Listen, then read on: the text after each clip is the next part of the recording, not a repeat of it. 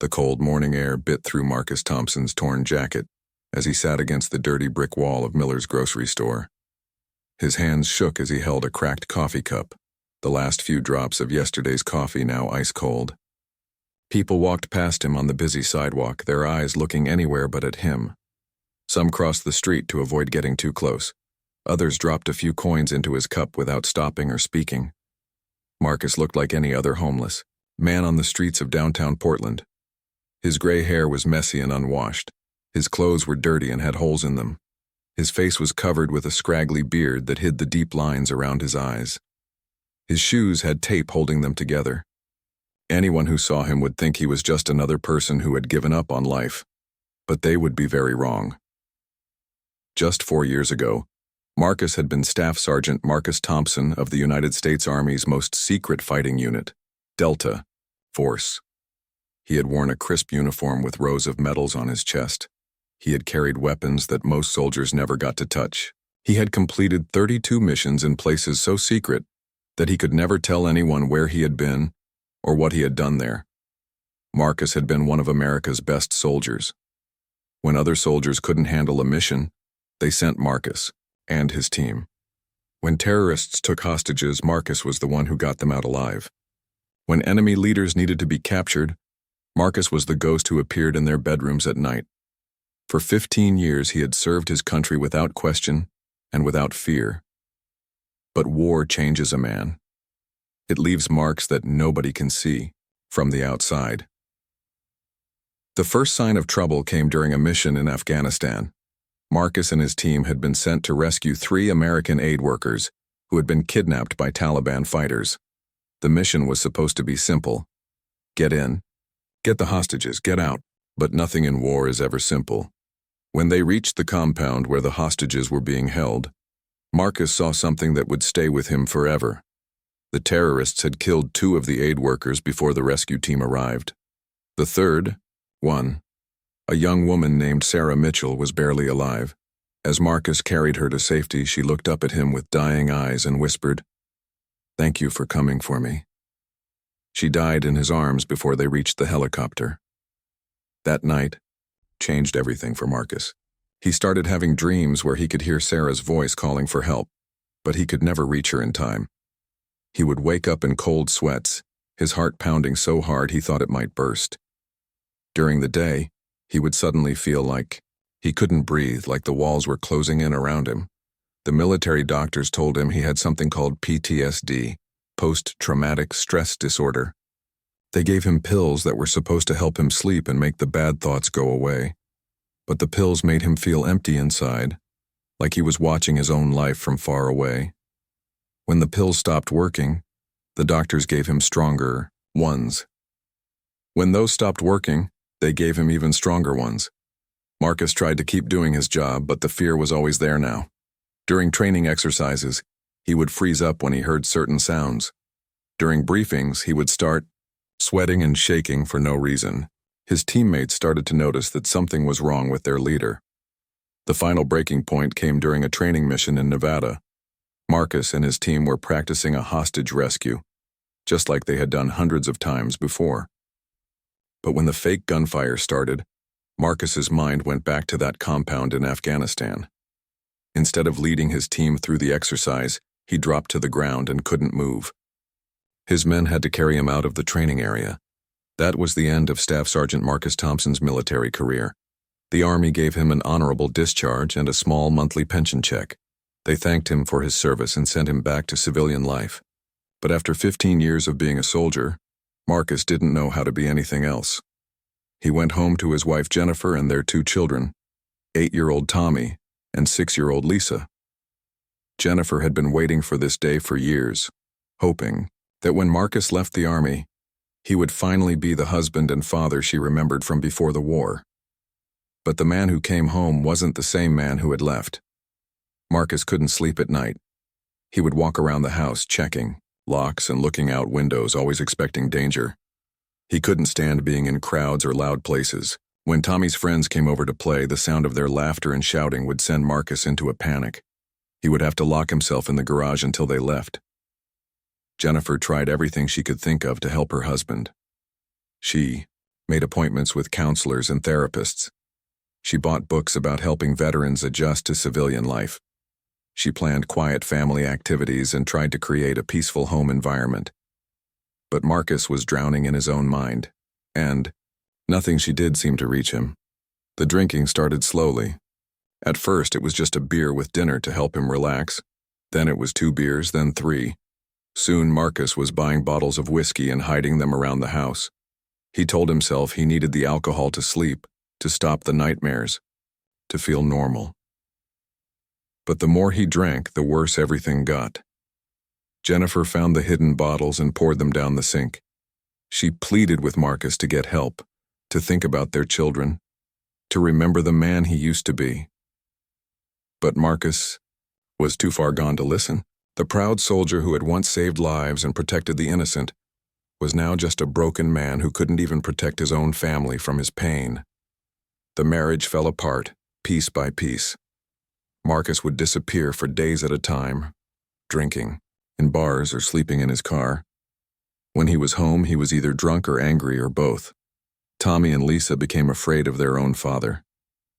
They would hide in their rooms when they heard his voice in the house. One morning, Jennifer had finally had enough. She packed bags for herself and the children and told Marcus she was leaving. "I love the man you used to be," she said with tears in her eyes. "But I can't watch you destroy yourself anymore, and I won't let you destroy our children too." Marcus watched his family drive away and felt the last piece of his old life disappear. Without Jennifer and the children, he had no reason to fight anymore. He stopped going to his therapy appointments. He stopped taking his medicine. He stopped caring about anything at all. The house went into foreclosure 6 months later.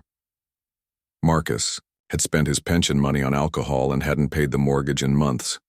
When the sheriff came to evict him, Marcus packed his few remaining belongings into his old army duffel bag and walked out onto the street. That was 18 months ago. Now Marcus Thompson, former Delta Force operator and American hero, was just another homeless man that people pretended not to see.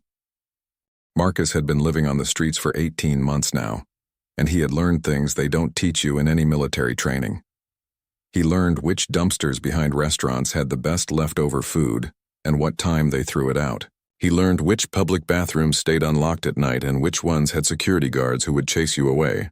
He learned to sleep with one eye open because someone might try to steal your shoes while you were sleeping. The other homeless people in the downtown area knew him as Sarge. They called him that because even though his clothes were dirty and torn, he still walked straight and tall like a soldier. When new people came to the street scared and confused, Marcus would show them the rules of survival. He never talked about his past, and nobody asked. On the streets, your history didn't matter. Only surviving today mattered. Marcus had found a spot under the old railway bridge where several other veterans gathered. There was Jimmy, an old man who had fought in Vietnam 40 years ago. Jimmy's left leg was gone from the knee down, blown off by a landmine when he was 19 years old. He walked with crutches made from old pipes and talked to himself sometimes, reliving battles that happened decades ago.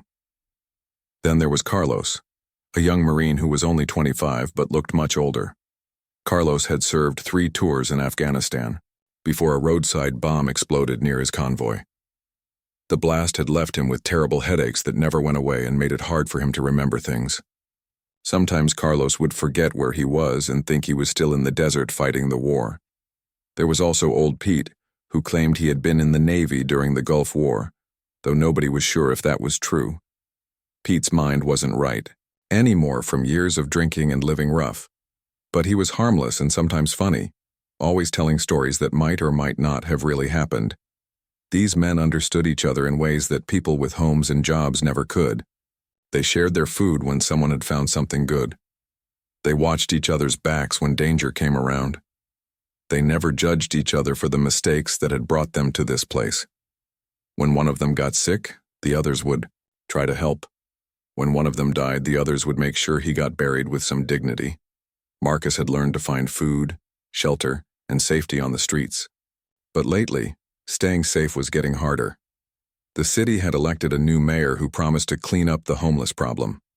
New laws made it illegal to sleep in parks, under bridges, or in doorways. Police could arrest you for panhandling near businesses. They could take away your tent, your blanket, your shopping cart with all your belongings in it. The police sweeps had started 3 months ago. Officers would come through the homeless camps early in the morning with garbage trucks and bulldozers. They would tell everyone to move along, but there was nowhere to go. When people didn't move fast enough, the police would arrest them. Marcus had watched them destroy tents where families with children were sleeping. He had seen them throw away medications that sick people needed to stay alive. But something had changed in the last few weeks. The police sweeps were different now. Instead of just telling people to move along, officers were making arrests for tiny reasons. They would arrest someone for having an open container, even if it was just a water bottle. They would arrest people for trespassing, even when they were on public property. They were particularly interested in arresting men who looked strong enough to work. Marcus's military training made him notice patterns that other people missed. He saw that the arrested men were all healthy males between 20 and 50 years old. He noticed that the officers doing the arrests weren't regular patrol cops from the neighborhood. These were officers he had never seen before, and they all had the same serious look about them. They weren't just cleaning up the streets. They were hunting for something specific. The rumors started spreading through the homeless community like wildfire.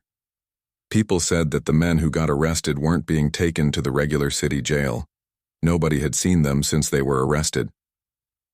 Their friends went to the courthouse to look for them, but there were no records of their arrests. It was like they had just disappeared. Maria, a homeless woman who lived near the shelter, told Marcus that her boyfriend Danny had been arrested 2 weeks ago for sleeping in a doorway.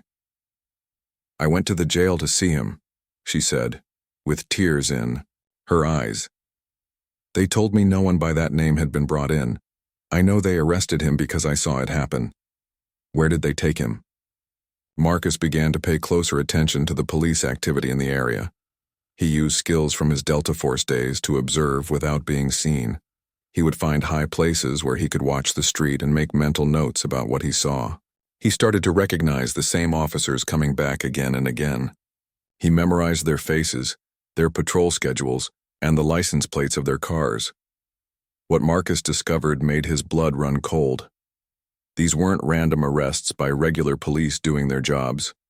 This was an organized operation with a specific purpose. The officers were working from lists of names and photos. They were targeting particular people in particular areas.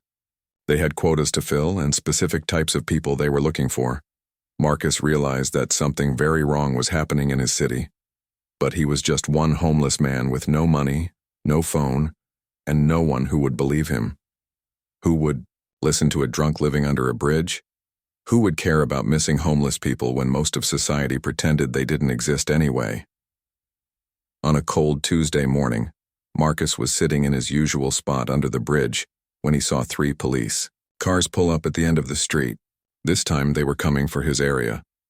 Marcus watched as the officers got out of their cars and began walking toward the homeless camp under the bridge. They had zip-tie handcuffs and clipboards.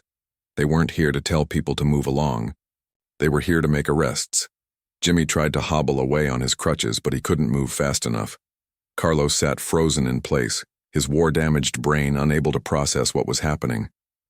Old Pete was still asleep in his cardboard shelter, unaware of the danger approaching. Marcus knew he could run.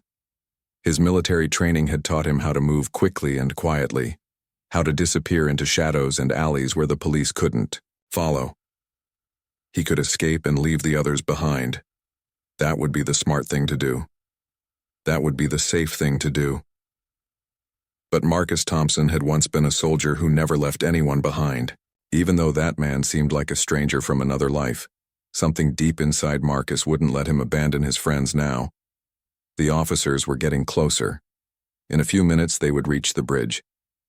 Marcus had to make a choice that would change everything. The 3 police officers walked slowly toward the homeless camp under the railway bridge. Marcus could see them clearly now. The one in front was a big man with short brown hair and cold eyes. His name tag read, Officer Hayes. Behind him walked 2 younger officers who kept looking around nervously like they didn't want to be there. Marcus had seconds to decide what to do. He could slip away quietly and disappear into the maze of alleys behind the bridge. His Delta. Force training had taught him how to move like a ghost when he needed to, but that would mean leaving Jimmy, Carlos, and old Pete to face whatever was coming alone. Jimmy, wake up, Carlos, Marcus whispered urgently. Pete, get up now. We need to move, but it was too late. Officer Hayes had spotted them and was walking faster now. Nobody move, he shouted. Police business. Everyone stay where you are.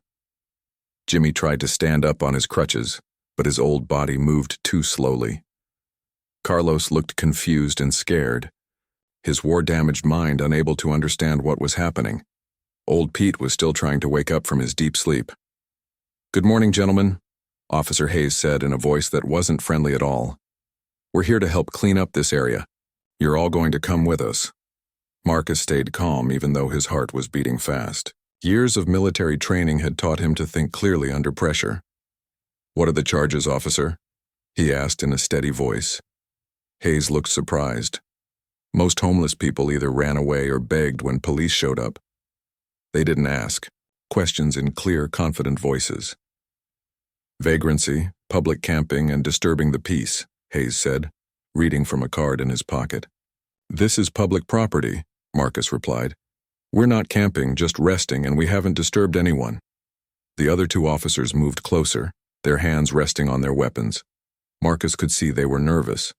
Something about this situation wasn't normal police work, and they knew it. Listen, buddy, Hayes said, stepping closer to Marcus. You can come easy, or you can come hard. But you're coming with us either way. Marcus looked at his friends. Jimmy was shaking with fear. Carlos had that blank look he got when his brain couldn't handle stress. Old Pete was mumbling to himself, lost in his own world. These men had already suffered enough in their lives. Marcus wouldn't let them suffer more if he could help it. Okay, Marcus said quietly. We'll come with you. But these men need medical attention. Jimmy has heart problems and Carlos needs his medication. Hayes laughed coldly. They'll get what they need where we're taking them. Now turn around and put your hands behind your back. Marcus felt the cold metal of zip-tie handcuffs around his wrists. But these weren't normal police handcuffs. They were military-grade restraints, the kind used for prisoners of war. Marcus's mind started working. Faster. Regular police didn't carry equipment like this. They loaded Marcus and his friends into a large white van with no windows in the back. Inside, Marcus counted 6 other homeless men, all looking scared and confused. None of them had been told what they were charged with or where they were going. None of them had been read their rights or allowed to make phone calls. Marcus recognized 2 of the men from other homeless camps around the city. There was Big Mike, a former construction worker who had lost his job after a back injury. There was Tony, a young man who had aged out of foster care with nowhere to go. All of them were healthy men who could do physical work. The van started moving and Marcus tried to keep track of where they were going. He had learned to navigate by landmarks during his military service, and he memorized every turn and street sign he could see through the small front window. They were leaving the city, heading out into the countryside. After about an hour of driving, the van turned onto a dirt road that led through farmland. Marcus could see tall fences with razor wire on top. Guard towers stood at the corners with men carrying rifles. This wasn't a jail or a courthouse. This was something much worse. Where are they taking us? Whispered Big Mike, his voice shaking with fear. Marcus didn't answer, but he was thinking hard. His military experience had taught him to recognize different types of facilities. This looked like a military prison or detention camp. But why would homeless people from Portland be brought to a place like this? The van passed through a heavy gate with armed guards. Marcus read a sign as they drove by. Riverside Correctional Work Facility, private property, no trespassing. The words, work facility, made Marcus's stomach turn cold. He was beginning to understand what was happening. They were taken into a building that looked like a processing center. One by one, the homeless men were forced to strip and given gray uniforms with numbers on them. They were photographed and fingerprinted like criminals. But nobody read them their rights. Nobody told them what they were charged with. Nobody mentioned lawyers or court dates. Marcus watched everything carefully, The guards weren't regular prison guards. They moved like military contractors, private security forces that worked for whoever paid them the most. Their equipment was expensive and new. Their training was professional. This wasn't a government operation run by the police or the courts. When it was Marcus's turn to be processed, the guard looked at him strangely. "You're older than most of the ones they bring in," the guard said, "but you look strong enough for the work details." "What kind of work?" Marcus asked. The guard smiled meanly. "You'll find out tomorrow. Hope you're ready to earn your keep." They were taken to a long building filled with bunk beds, 3 high and packed close together. The room smelled bad and was full of men who looked thin and tired. Marcus realized that some of these people had been here for weeks or months. An older man lying on a bottom bunk motioned for Marcus to come closer. "New guy," he whispered. "Let me tell you the rules. Work hard, keep quiet, and don't cause trouble. The guards don't like troublemakers." "How long have you been here?" Marcus asked quietly. 6 months, the man replied. "Maybe more. Hard to keep track of time in this place. They picked me up for sleeping in a park. Said I'd be out in 30 days. That was half a year ago." Marcus felt anger building inside him, but he kept his face calm. This was bigger than just corrupt cops arresting homeless people. This was organized crime disguised as law enforcement. Someone was making money by using homeless people as free workers, and they were getting away with it because nobody cared about people who lived on the streets. As Marcus lay on his thin mattress that night, listening to the sounds of men coughing and crying in the darkness, he began to plan. He wasn't just going to escape from this place, he was going to bring it down. Marcus woke up at 5 in the morning to the sound of loud sirens blaring through the barracks. All around him, men jumped out of their bunks and rushed to get dressed. A guard with an electric baton walked between the rows of beds, hitting anyone who moved too slowly. "Move it! Move it!" the guard shouted. "Work detail starts in 10 minutes. Anyone late gets put in the box." Marcus quickly learned what the box meant. Behind the main building sat a row of metal shipping containers with small holes drilled in the sides for air. Men who broke rules or couldn't work fast enough were locked inside these metal boxes under the hot sun.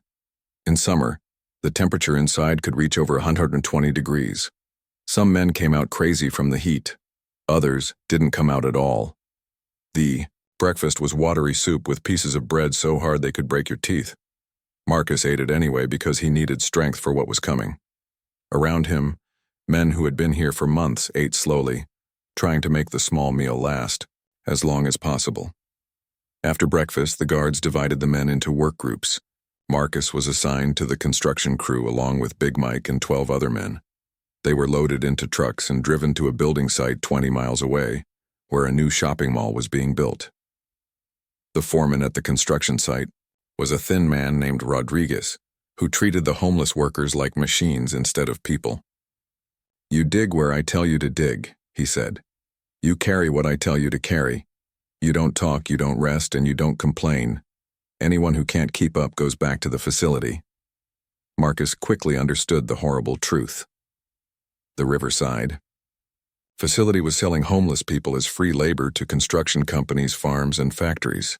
The companies paid the facility for workers, but the workers themselves never saw a penny. It was slavery with extra steps to make it look legal. The work was dangerous and brutal. Men were forced to operate heavy machinery without proper training. They worked with toxic chemicals without safety equipment. When someone got hurt, they were told to keep working or go back to the box. Marcus watched a young man named David break his arm when a concrete block fell on him. Instead of getting medical help, David was forced to work with his broken arm for 3 more days. At lunchtime, Marcus sat with some of the men who had been at the facility the longest. An old man named Frank told him the real story of what was happening. "It started about 2 years ago," Frank whispered, looking around to make sure no guards were listening. "The city made a deal with a private prison company called Blackstone Corrections. They said they would help solve the homeless problem by giving people jobs and a place to stay. But it's all fake," added another man named Robert. "The cops arrest homeless people on made-up charges. We never see a judge or a lawyer. They bring us here and make us work for free.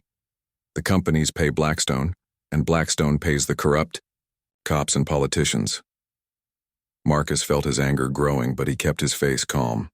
His military training had taught him to control his emotions and think clearly even in terrible situations. "How many people know about this?" he asked quietly. "Nobody on the outside believes us," Frank said sadly. "We're just homeless people. Who's going to listen to us? Who's going to care?" That afternoon, Marcus was assigned to work in the facility's office building, cleaning floors and emptying trash cans. But Marcus wasn't just cleaning. He was gathering intelligence, using skills he had learned during his years in Delta Force. While emptying trash in the main office, Marcus found computer printouts showing financial records. The numbers were huge.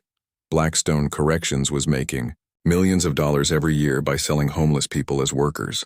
The papers showed payments to police departments, city officials, and judges who helped keep the operation running. Marcus also found lists of names and photos of homeless people who were being targeted for arrest. The lists were organized by physical ability and work skills. Strong men went to construction sites. People with cooking experience went to restaurant kitchens. Anyone who looked sick or weak was marked for disposal, which Marcus realized meant they were probably killed. The most shocking discovery came when Marcus found medical records showing that dozens of people had died at the facility from overwork, heat stroke, and untreated injuries. Their deaths were listed as natural causes or accidents, but Marcus could see the pattern. When workers became too sick or injured to be useful, they were left to die. That night, Marcus lay on his bunk, thinking about what he had learned. This wasn't just a corrupt business operation.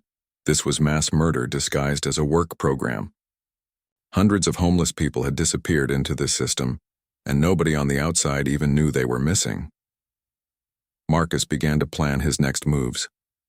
His Delta Force training had taught him how to gather intelligence, but it had also taught him how to fight back against impossible odds. He started mapping the facility's layout in his mind, noting guard positions, security cameras, and weak points in the fences. But Marcus's planning was interrupted by a commotion near the front of the barracks. Guards were dragging someone in through the door. Marcus recognized the person immediately and felt his heart break. It was Jimmy, the old Vietnam veteran who walked on crutches. Jimmy's face was bruised and bloody. One of his crutches was broken. He could barely stand up. "What happened to him?" Marcus asked a guard. "Old fool tried to escape." The guard laughed. "Made it about 50 yards before the dogs caught him. Guess he thought those crutches would help him run faster." They threw Jimmy onto an empty bunk near Marcus. Jimmy's breathing was shallow and painful. Marcus could see that the old man was badly hurt and needed medical attention immediately. "Please," Marcus said to the guard. "This man needs a doctor. He fought for this country in Vietnam. He deserves better than this." The guard's face turned angry. "He's a worthless piece of garbage. Just like all of you. He'll get what he deserves." The guard raised his electric baton toward Marcus. "And if you keep talking, you'll get the same thing he got." Marcus felt something snap inside his mind. For months he had been trying to hide from his past, to forget the skills and training that had once made him one of America's most dangerous soldiers.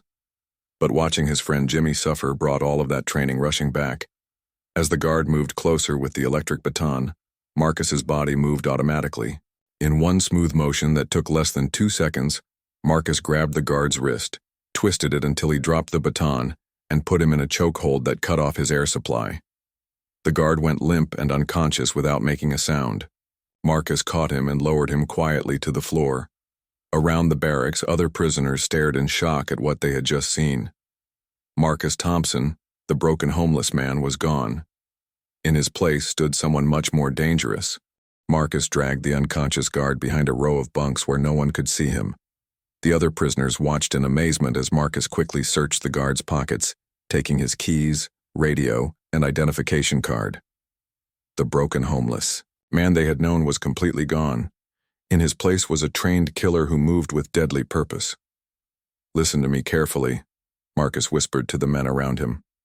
"I'm going to get us out of here tonight, but I need everyone to follow." "My orders exactly. Can you do that?"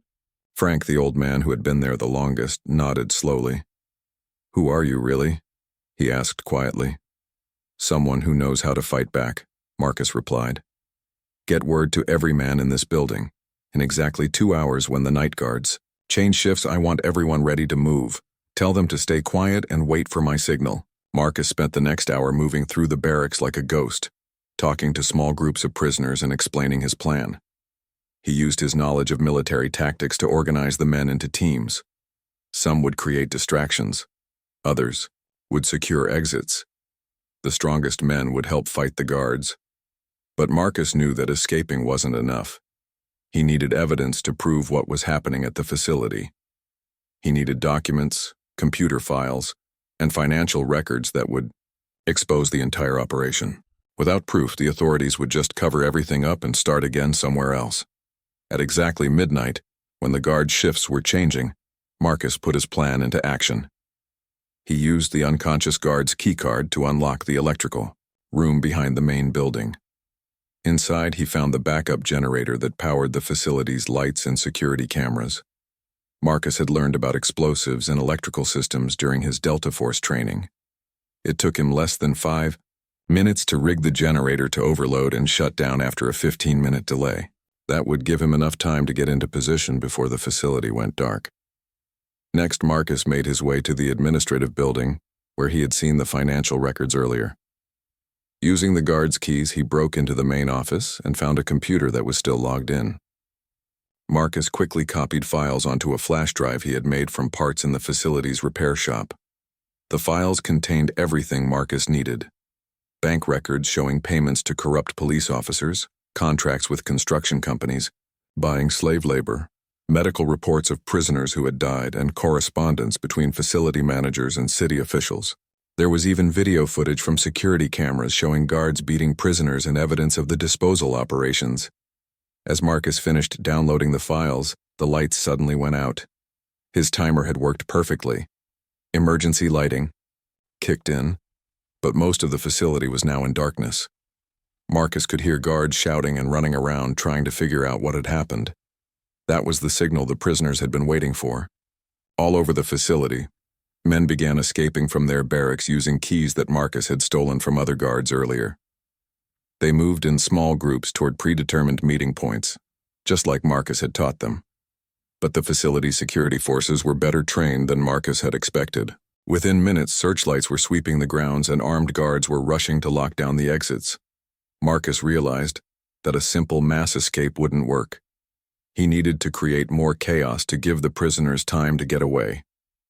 Marcus made his way to the facility's motor pool where they kept trucks and maintenance vehicles.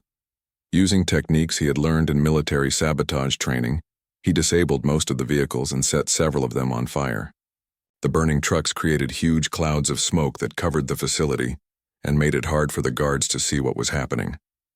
In the confusion, Marcus led a group of prisoners toward the main gate, but they found it heavily guarded by armed men with military-style weapons.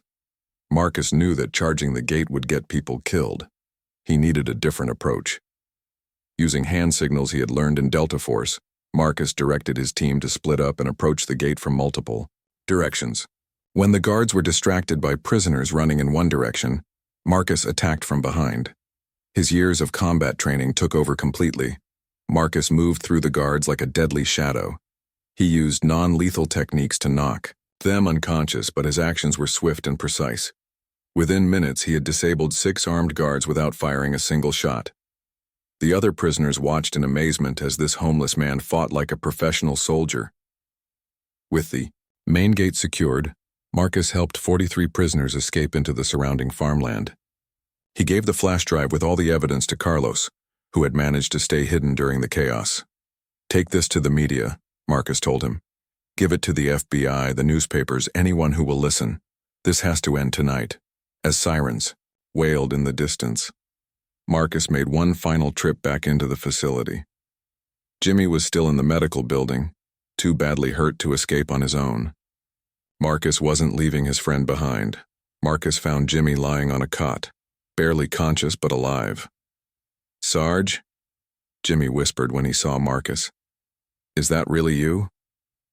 "It's me, old friend," Marcus said gently as he lifted Jimmy onto his shoulders. "We're going home." By dawn, the story was breaking on every news channel in the country. The evidence Marcus had gathered led to immediate federal investigations. FBI agents raided the facility and arrested dozens of guards, administrators, and corrupt officials. The videos of prisoners being abused were shown on national television. Officer Hayes and 15 other police officers were arrested for human trafficking. Mayor Richardson, who had taken bribes from Blackstone Corrections, was charged with conspiracy and corruption. 3 judges who had helped hide the operation were removed from office and sent to prison. The Blackstone Corrections Company was shut down completely. Its executives were charged with running a criminal enterprise that had enslaved over 800 people and caused the deaths of at least 67 prisoners. Marcus Thompson became a national hero overnight. News programs called him the homeless hero and the Delta Force angel. Congress held hearings about homeless veteran care, and new laws were passed to protect vulnerable people from being exploited. But Marcus didn't want fame or attention. He used the reward money from the government to open a shelter for homeless veterans. He worked with doctors and counselors to help men like himself get the treatment they needed for their war wounds and mental health problems. Jimmy recovered from his injuries and became Marcus's partner in running the shelter. Carlos went back to school to become a social worker. Even old Pete found a job helping other homeless people navigate the system. Marcus never completely overcame his own demons. He still had nightmares about the war and struggles with depression. But he had found a new mission in life, making sure that no veteran would ever be forgotten or thrown away by the country they had served. The broken man who had been invisible on the streets had become a voice for people who had no voice, and that made all the difference.